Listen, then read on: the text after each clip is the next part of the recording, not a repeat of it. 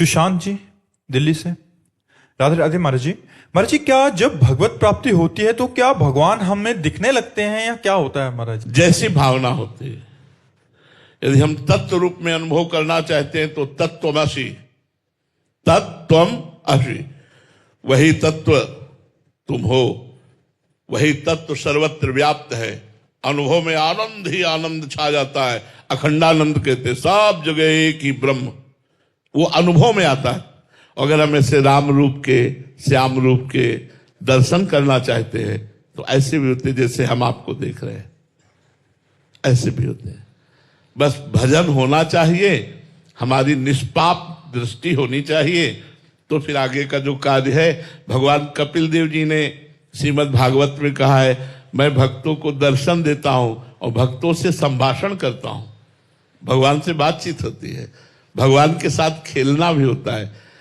एक बार पूज्य गुरुदेव भगवान से पूछा कि महाराज जी, आपको श्री जी के दर्शन हुए ऐसे 20 वर्ष पहले, भाव में एकदम बैठे हुए थे। तो उनका श्री जी के दर्शन क्या, श्री जी के साथ खेलते हैं हम श्री जी के साथ खेलते हैं, उनके साथ वन विहार, उनके साथ विविध क्रीड़ाएं, विविध, हम दर्शन की क्या बात है?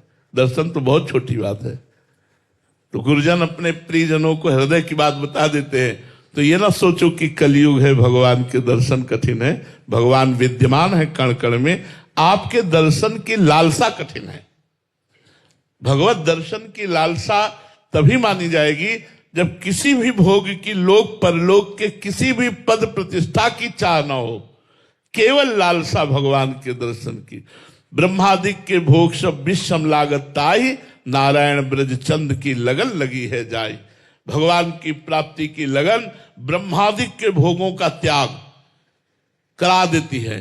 एकमात्र भगवत दर्शन की चाह, तब भगवान प्रकट हो जाते हैं और माया का पर्दा हटाकर उसी भक्त को, जिसकी लालसा है समाज में यही दर्शन देना है, तो केवल आपको ही दिखाई देंगे, बस, और किसी को नहीं।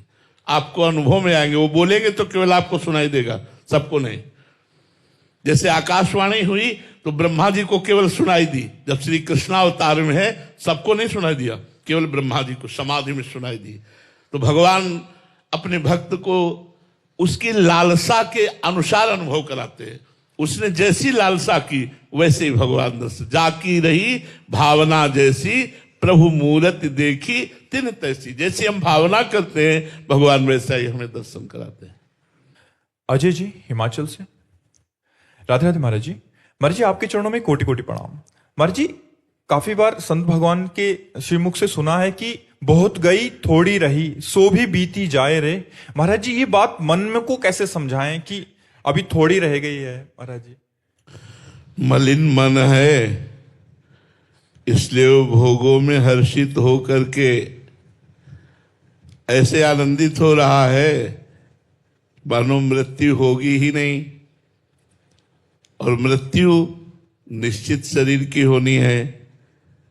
हमारी दशा ऐसी है जैसे सर्प ने मेढक को पकड़ लिया है आधा, और आगे वो पतिंगा खाने के लिए जीभ लपलपा रहा है मेढक। उसको पता नहीं है कि सर्प ने मुझे ग्रस रखा है। जैसी धरिवंश प्रपंच बंच सब, ये काल ब्याल को खायो। किसी की 50 वर्ष की आयु खा गया काल, किसी की 40 वर्ष की आयु, किसी की 30 वर्ष की आयु। फिर भी हम उसी मेढक की भांति विषय भोग रूपी पतिंगा अपने इंद्रियों को तृप्त करने के लिए चेष्टा कर रहे हैं। काल ग्रसित जीवन और भगवान का सुमिरन न करके भोग विलासिता, लौकिक मान सम्मान, रुपया, प्रतिष्ठा, बस इसमें व्यर्थ में जीवन व्यतीत कर रहे हैं। ये बुद्धि जब सुमति जागृत होती है तब ये भय सताता है कि शरीर छूटना है। कोई पाप कर्म मत करो, निरंतर भगवान का स्मरण करो, परोपकार करो, अपने धर्म से रहो, अपने कर्तव्य का पालन करो। जब कुमति होती है तो कहती अरे छूटना तो है ही, खूब मनमानी मौज लो, मनमानी आचरण करो, अधर्म आचरण करो। कुमति ज्यादा जोर कसे हुए है और सुमति दब गई है।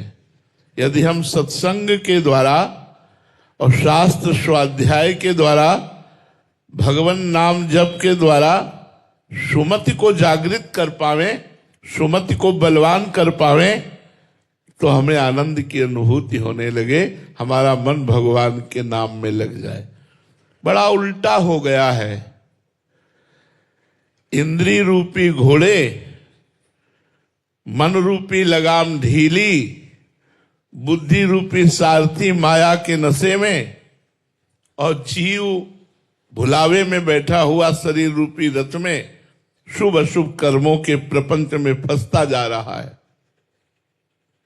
वो बड़े कृपा पात्र जन हैं जिनको ये बात समझ में आई कि दुर्लभो मानुषो देहो देहिनाम क्षण भंगुरा। मनुष्य शरीर बड़ा दुर्लभ है, पर एक क्षण में नष्ट हो जाना है। हम तुम सबको जाना है, जाने की तैयारी कर लो। जो पहले से तैयार न थे, पछता पछता कर चले गए।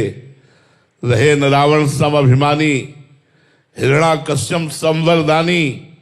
खान विभो की खान, जगत में कुछ दिन के मेहमान।